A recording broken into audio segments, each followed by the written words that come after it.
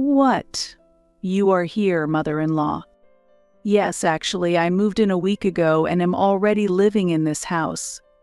I'll be using the room on the second floor that was yours, so you can stay in the storage room on the first floor or in the vacant room on the third floor. What? I haven't heard anything about this. What do you mean? Well, my son, the head of the house, has agreed, so I don't need your approval. Of course, the one who pays the rent has the power to make decisions. What? I doubted my ears for a moment. Is this reality? I struggled to understand why my mother-in-law was living here. It was already stressful having her visit several times a week. I can't imagine living together.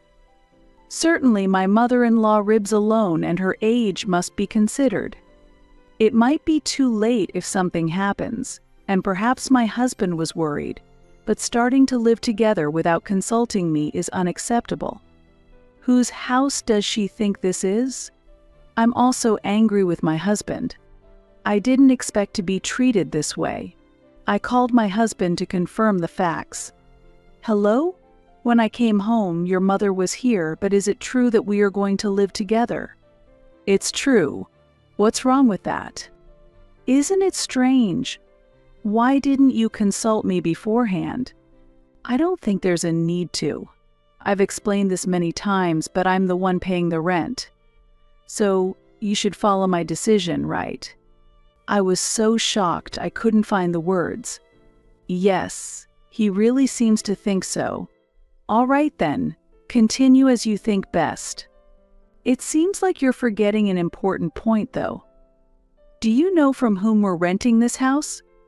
I won't let you forget only what's convenient for you. I simply took the suitcase I had brought on my business trip and returned to my parents' house. My name is Olivia, and I am 32 years old.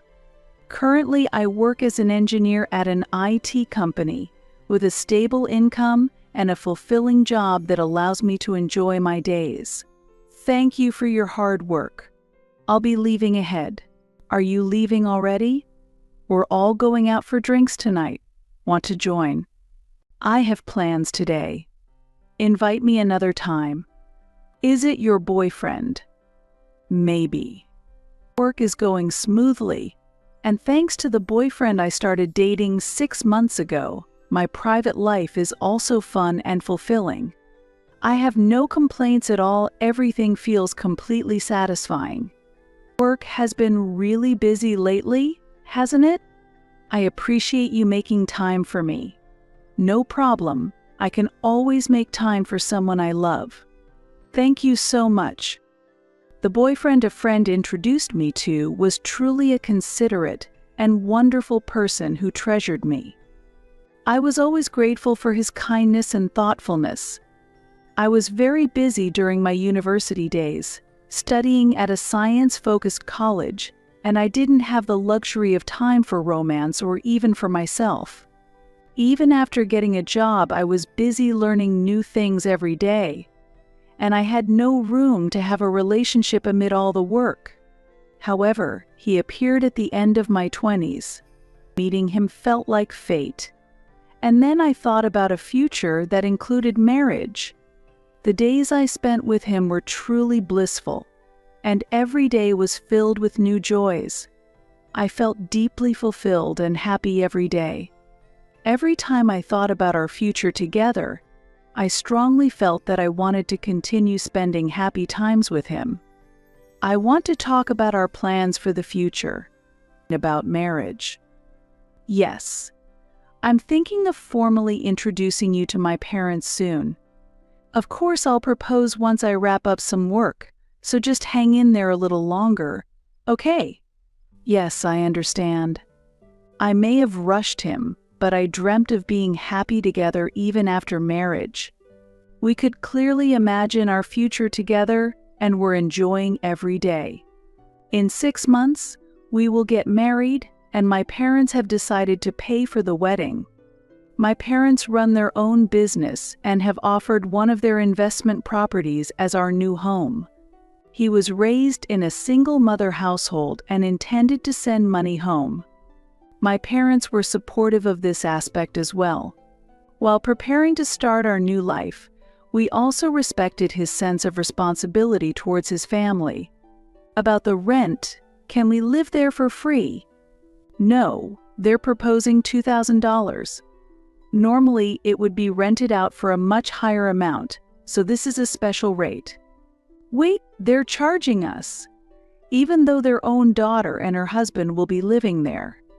Actually, this property was bought as an investment, so there are expenses involved. It wouldn't make much profit. It's unreasonable to expect them to cover the maintenance costs too. But they have the money, so I think they could handle it. I was surprised by my husband's comment. I had not expected him to make such demands on my parents. They do so much for us, yet he seemed to take it for granted. Considering the support and the new home my parents provided us, I was filled with gratitude, but his response puzzled me. Hearing his comment made me think that I might need to reconsider our future living arrangements. Certainly, my parents run a business and are quite comfortable financially. Yet, I am already independent and strongly feel that I should cover my own living expenses. While it might not be a huge burden for my parents to provide the house for free, I do not think it is appropriate as an adult to rely financially on them. They manage their finances strictly as business owners, and my independence is influenced by that. Well, I think it might be a bit presumptuous to not pay any rent at all, considering we'll be living in such a large house and eventually owning it. I explained to my husband, "Your father is really stingy, isn't he? He is a business owner and has an income, so he could be a little kinder. If I were in your parents' position, I would at least provide the house for free," my husband replied. "That's why I've explained it so many times, but why don't you understand?" I wanted to argue back, but I thought that paying $2,000 a month might be tough for my husband, who had expected to live in this large house for free. Still, thinking it should be free is a bit presumptuous. "Can't we lower it to about $1,500, my husband further demanded. "What? A further discount? It would normally cost twice this amount." I couldn't hide my surprise. "Still, you can negotiate a little, right? They are your parents," after all, my husband said. "What are you saying?" "I don't want to be so disrespectful to my parents. If you're really grateful, you wouldn't negotiate like this," I argued. Since we were already getting such a low rate, asking for an additional discount seemed too presumptuous. Moreover, if he truly appreciated my parents, he shouldn't be making such unreasonable demands. Through this discussion, I reconfirmed the difference in values between my husband and me. To live together in the future, we need mutual understanding and cooperation. Maybe he lacks a sense of gratitude. Also, my parents have said that we can move any time if we want to, right? If we decide to stay long-term, they mentioned they would transfer the property title to us. Despite my parents being so cooperative, I can't understand my husband's argument at all. How can he be so brazen? His self-centered behavior perfectly reflects the current situation. He thought it would be provided for free, so he feels that paying $2,000 is too much. That's true. But $2,000 is already the lowest price. I could possibly do $1,800, my father answered. Well, more discounts are needed. I firmly stated, if we show this much concession, he should understand, and with the $200 saved, he could send money home, right? His family is a single-mother household, isn't it? My father continued.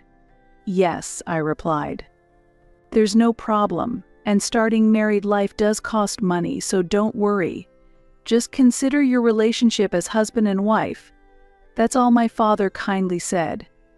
Thanks to my father's kindness, I was able to firmly express my opinion to my husband, and he eventually agreed to the rent of $1,800. Since then, we have been living without any major problems.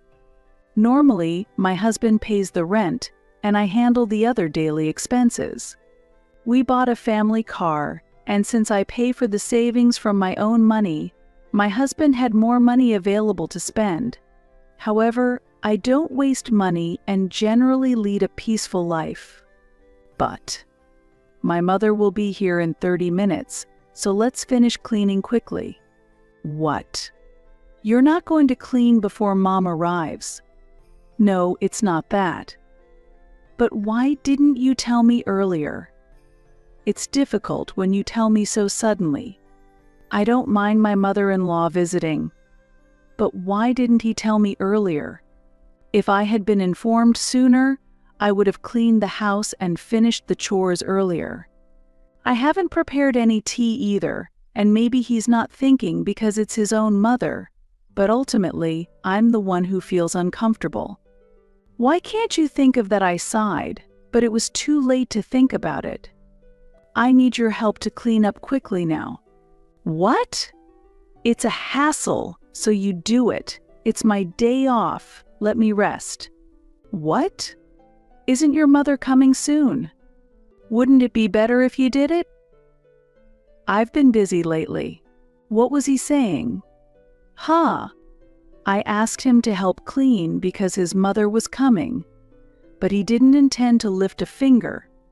I was already irritated by being told so suddenly, and his selfish comment just astounded me. I wanted to finish cleaning quickly. Are you saying I should do everything? That's really not fair, is it? You're the wife, so you should be able to handle that. Why do you always need instructions? Don't forget that I'm supporting you. Supporting? What does he mean? I don't think I am receiving any special support from my husband. Indeed, he pays the rent, but I cover the daily living expenses. Considering the expenses, I contribute more, and I can't understand his arrogant attitude. But arguing would be a waste of time. I should start cleaning immediately. While my husband watched TV on the sofa, I hurriedly cleaned. I was angry, but I managed to finish the cleaning before my mother-in-law arrived. Thank you for having me. It's been a while. Haven't you changed at all? Are you that worried? I don't think I look that old. I'm sorry, I didn't mean it that way. Really, is that so? Do they think I'm someone who would make such sarcastic remarks? Well, my mother-in-law's character hasn't changed since the old days. I understand she was raised by a single mother and cherishes her son, but her affection seems a bit excessive. Even during the marriage introduction, she looked down on me and didn't seem interested in building a good relationship with me. I'm not asking to be particularly close, but I can't understand why she dislikes me so openly. I haven't done anything bad to my mother-in-law, nor have I behaved unreasonably. I wonder what she dislikes about me. My husband sometimes says unreasonable things, and being raised by such a mother, I suppose it's somewhat inevitable. Hey, I've been thinking for a while, isn't your housekeeping a bit lacking? I wouldn't call it a filthy house, but I think you could keep it cleaner. I am trying, but I have a job every day, so I can't devote much time to it, mother-in-law. I also grew up in a single-parent household, but I kept the house clean. Such excuses are unnecessary. No, I am not making excuses. Lately, I have been especially busy, and sometimes I need to complete unfinished tasks at home. If a problem occurs with the system under development, I must finish the corrections before the deadline. If the corrections are delayed, serious issues can arise. It's frustrating to be criticized without understanding my work. Furthermore, let me say that my husband was living on social welfare. My mother-in-law does not work, and is nearly in the same situation as a housewife. Although she was a single mother, she had time on her hands, so it was natural for her to do housework.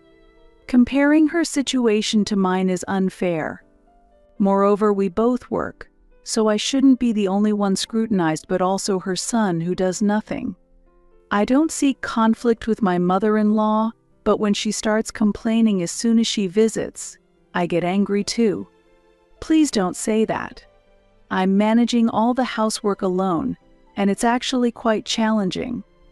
It might sound a bit harsh, but I need to be clear, otherwise you might not understand. What? Are you trying to get your husband to do the housework? Even if I want him to help, the reality is that he doesn't. You are the wife, so it's natural for you to do the housework. I heard that your husband pays the rent, so you should at least do the housework. Who do you think is the head of this house? How could you get married without understanding such a hierarchy? That's why I was against marriage. What? I was dumbfounded by her words and lost for a response. Please, enough with the jokes. Interfering in someone else's family is unreasonable, but talking to such a person is a waste of time and mental energy.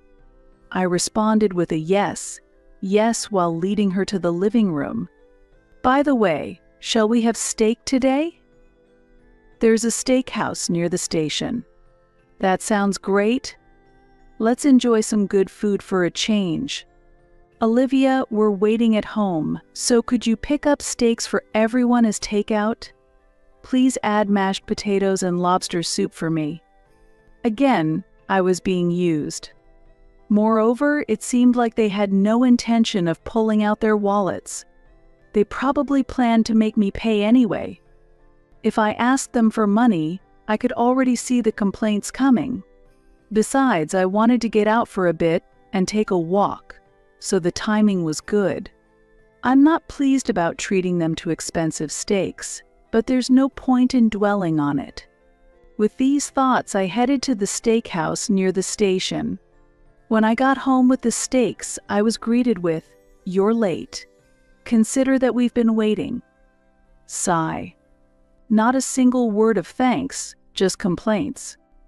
It's like they're machines that produce complaints. Complaining seems as natural as breathing to them. Finding faults in others is almost admirable in a way. I thought about responding sarcastically, but I controlled my emotions and sat down. We spent the rest of the afternoon idly, and they went out to eat together in the evening. I wasn't invited, and I didn't go. They are truly rude people. When they returned home, they started drinking in the living room, and eventually, my mother-in-law stayed over. We slept in separate rooms, so it wasn't a big problem, but it felt somewhat lacking in common sense. She left the next day, but my weekend was ruined and I felt significant stress. After that, my mother-in-law started visiting almost every week. It's unclear whether she comes to say harsh things to me or to see her beloved son. As a result, I just kept accumulating stress. I have to go on a business trip for a week starting next week, so please take care of things at home. A business trip? Why all of a sudden? There's a presentation for the system we're developing. I'm involved as a key developer. I see. While the business trip was real, I was excited to finally have some time alone for the first time in a while. Every week, meetings with my mother-in-law involve listening to her complaints about housework and how a wife should behave. No matter how busy my husband is, he shirks his home responsibilities, never touches housework, and neglects his role, claiming he's the breadwinner. Fed up with this situation, I was looking at the business trip as a chance to refresh. The presentation of the new system was nerve-wracking and more tiring than my regular duties. But a week without anyone complaining and being able to do what I wanted was incredibly soothing. When I returned home from the business trip, I was shocked. "What? Were you here, mother-in-law?" Yes, actually, I moved in a week ago and am already living in this house. I'll be using the room on the second floor that was yours. So you can stay in the storage room on the first floor or in the vacant room on the third floor. What? I haven't heard anything about this. What do you mean? Well, my son, the head of the house, has agreed. So I don't need your approval. Of course, the one who pays the rent has the power to make decisions. What? I doubted my ears for a moment. Is this reality? I struggled to understand why my mother-in-law was living here. It was already stressful having her visit several times a week. I can't imagine living together.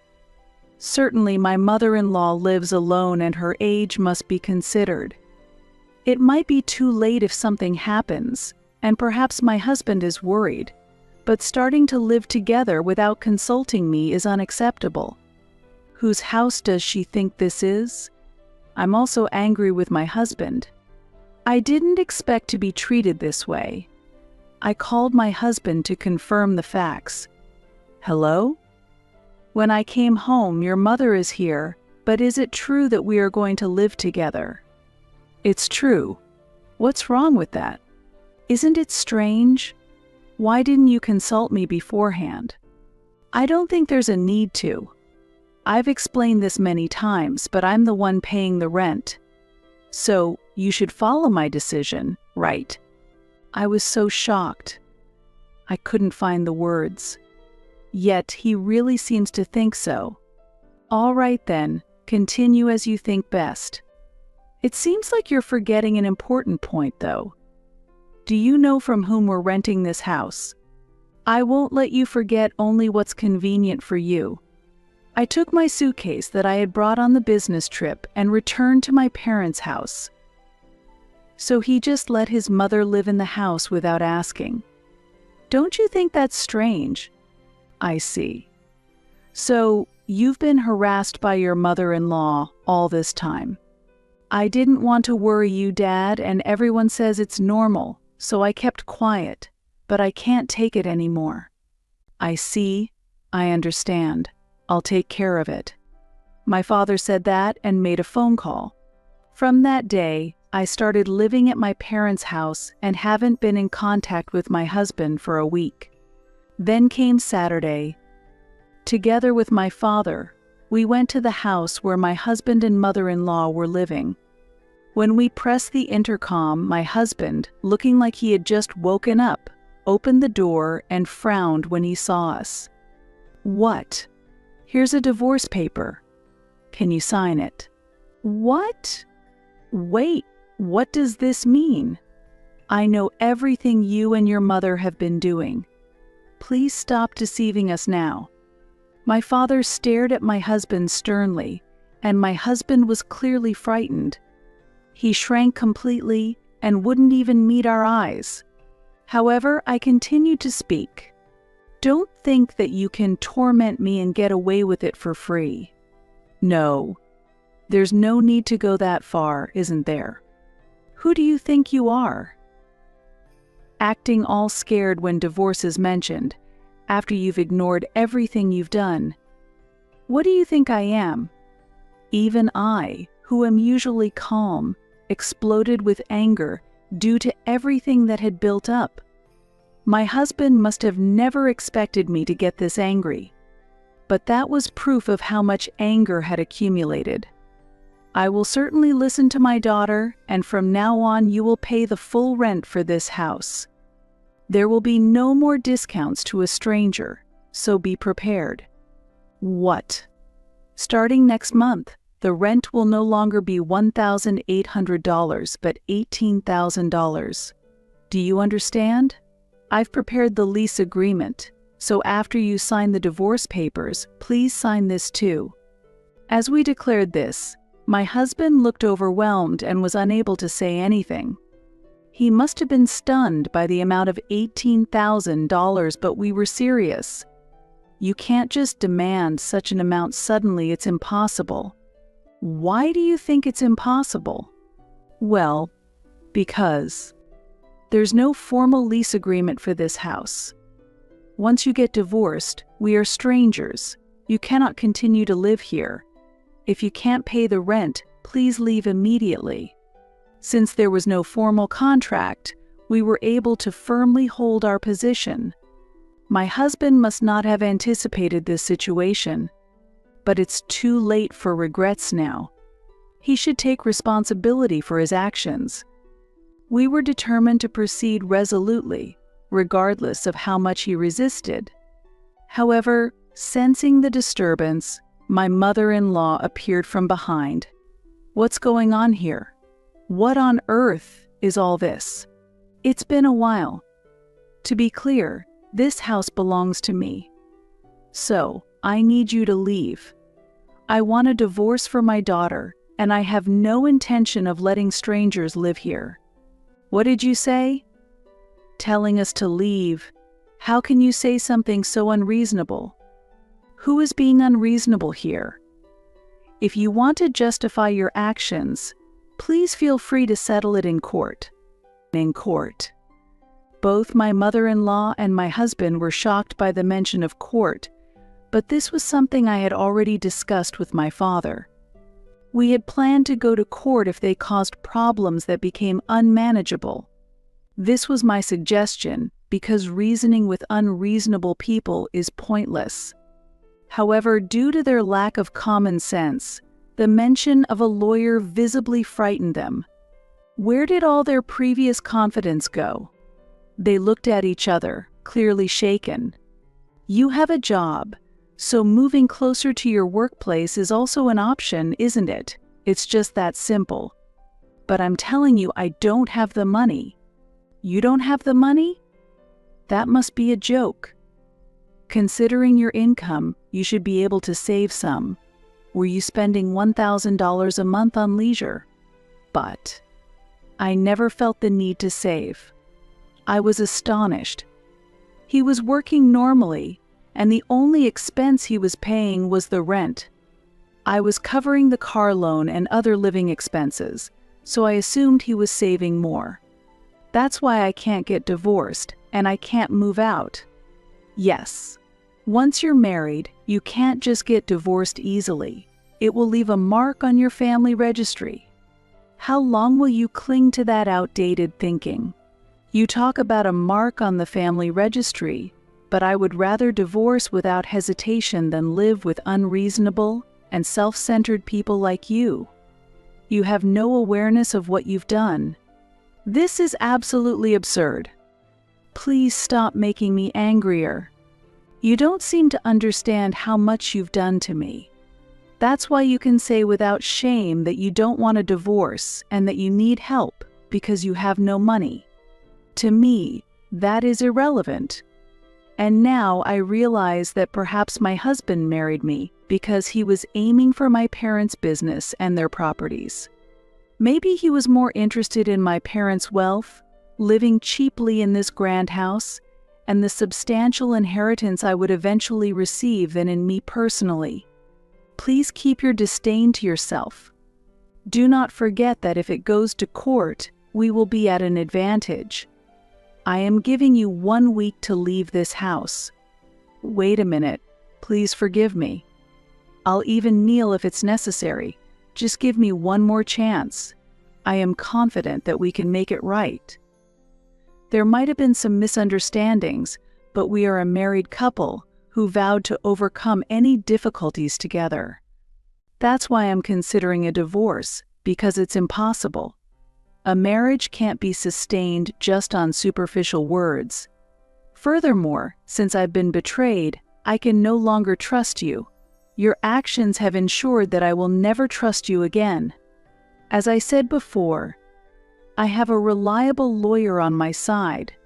Of course, you can hire a lawyer to negotiate, but considering your situation where you can't even afford moving expenses, it would be wise to avoid unnecessary costs. My father's advice is absolutely right. You don't even have the funds to move, let alone afford a lawyer. And even if you were to hire a lawyer, it would be easy for me to divorce you and evict you from the house. Therefore, there is no point in continuing this conversation. With that, I left with my father and returned to our family home. I had already blocked his phone number, so there were no calls from my husband, but messages continued to come through email and other chat apps. I was truly disheartened by their persistent actions, feeling that they did not understand what I was saying. Now I have been consistently ignoring them. My disappointment in their actions deepened, and I felt irritated that they completely failed to understand my views and emotions. However, to avoid their approach, I made an effort to stay calm and not respond to them. Our demands were clearly communicated, and if they did not comply, we had no choice but to proceed with legal actions. Our position was firm, and we were ready to resort to legal proceedings if our demands were not met. I had strong support, so there was nothing to worry about. With backing from family, friends, and professionals, I was confident that I could overcome any difficulties. By the way, what happened after that? The deadline is tomorrow, so if the divorce and move aren't complete by then, I've told them we'll call the lawyer. And this evening I received a message that they had submitted the divorce papers and were ready to pack up and leave the house. They said they would bring the keys here. That's good. Then I'll handle it. You don't need to meet them face to face, my father assured me. Thank you, Dad, I expressed my gratitude. Thanks to my father handling the key exchange, I was able to avoid meeting them face to face. From what I heard through mutual acquaintances, they are living a difficult life. My mother-in-law, lacking a job and means to make a living, searched for a new place to live with my husband. Initially, they stayed in a cheap hotel. Later, they moved into an apartment without a bath, paying a very low deposit, and began their new life together. However, compared to their previous residence, the quality of the new place is extremely low, so their daily life is filled with stress, and they constantly argue. Well, he has a job, so it might not be such a big problem. It might even seem like a luxurious worry. Apparently, the stress has led to severe spending, and they frequently ask acquaintances for money. Really? Is that true? As a result, they are increasingly distanced by friends, which must be causing them great anxiety about their future life. Financially struggling and also needing to care for his mother, it's unlikely that anyone would consider marrying him. Given his age and his inability to manage money, it will probably be better for everyone around him if he remains unmarried. While I find the situation extremely difficult and sad, I also see it as a perfect opportunity for them to recognize their mistakes and improve their behavior. Since then, I found a place to live on my own and am now enjoying a fulfilling life there. Work is going very well, as I am in charge of major projects, and I feel fulfilled in my job. My relationship with my parents is also very good. I haven't decided whether I would get married again, but for now I am focusing on enjoying my current life. No matter how much money one has, ultimately, relationships with people are the most important. I believe that if you can build healthy, good relationships, you can lead a happy life, even if there are times of financial difficulty. Moving forward, I hope to enrich my life without being confined by money, cherishing the valuable relationships with friends and family.